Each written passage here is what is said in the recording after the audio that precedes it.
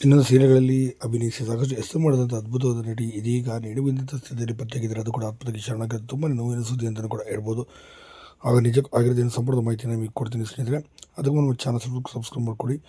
ಇನ್ನು ಚಿತ್ರರಂಗದಲ್ಲಿ ಸಾವು ನೋವುಗಳ ಸಂಖ್ಯೆ ಒಂದರ ಕಡೆ ಆದರೆ ಮತ್ತೊಂದು ಕಡೆ ಅತಿ ಚಿಕ್ಕ ವಯಸ್ಸಿನಲ್ಲಿ ನಾಯಕ ನಟಿ ದುಡುಕಿನ ನಿರ್ಧಾರವನ್ನು ಮಾಡಿ ಈಗ ನೇಣುಬಿದ್ದಂಥ ಸ್ಥಿತಿಯಲ್ಲಿ ಪತ್ತೆಯಾಗಿದ್ದು ತುಂಬಾ ನೋವಿನ ಸುದ್ದಿ ಅಂತಲೇ ಹೇಳ್ಬೋದು. ಆದರೆ ಯಾರು ಈ ನಟಿ ಅಂತ ನೋಡ್ತಾ ಬಂದಿದ್ರು ದೀಪಾ ಅವರು ಇಂಥ ದುಡುಕಿನ ನಿರ್ಧಾರವನ್ನು ಮಾಡಿರುವಂಥವ್ರು. ಏನೋ ಕಾಲಿವುಡ್ನಲ್ಲಿ ಕೂಡ ತುಂಬಾ ಕಾಣಿಸ್ಕೊಂಡಿದ್ರು. ಇತ್ತೀಚೆಗೆ ವೈದ್ಯಂ ಎಂಬ ಸಿನಿಮಾವನ್ನು ಕೂಡ ಬಂದಿತ್ತು. ಅದರಲ್ಲೂ ಕೂಡ ಪ್ರಮುಖವಾದ ಪಾತ್ರವನ್ನು ನಿರ್ವಹಿಸಿದರು. ಇನ್ನು ಕನ್ನಡದಲ್ಲಿ ಬರ್ತಾ ಇರುವಂಥ ಡಬ್ಬಾಗಿ ಪ್ರಸಾರವಾಗ್ತಿದ್ದ ಸೀರಿಯಲ್ ಆದಂಥ ತ್ರಿನಯನಿ ಸೀರಿಯಲ್ ಮತ್ತು ಉದಯ ಟಿವಿಯಲ್ಲಿ ಬರ್ತಾರಂಥ ನಂದಿನಿ ಸೀರಿಯಲ್ನಲ್ಲಿ ಕೂಡ ದೀಪಾ ಅವರು ಪ್ರಮುಖವಾದ ಪಾತ್ರವನ್ನು ಕೂಡ ನಿರ್ವಹಿಸ್ತಿದ್ರು.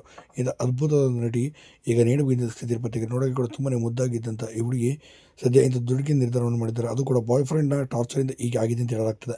ಸದ್ಯ ಬಾಯ್ ಫ್ರೆಂಡ್ ಜೊತೆ 3 ವರ್ಷಗಳಿಂದ ಕೂಡ ಲಿವಿಂಗ್ ಟುಗೆದರ್ ಇದ್ದು ಹಾಗೆ ಸೀರಿಯಲ್ ಮತ್ತು ಸಿನಿಮಾಗಳಲ್ಲಿ ಕೆಲಸ ಮಾಡ್ತಾಯಿದ್ರು. ಮತ್ತು ಆತನ ಅನುಮಾನ ಸಾಕಷ್ಟು ಇದಾಗಿತ್ತು.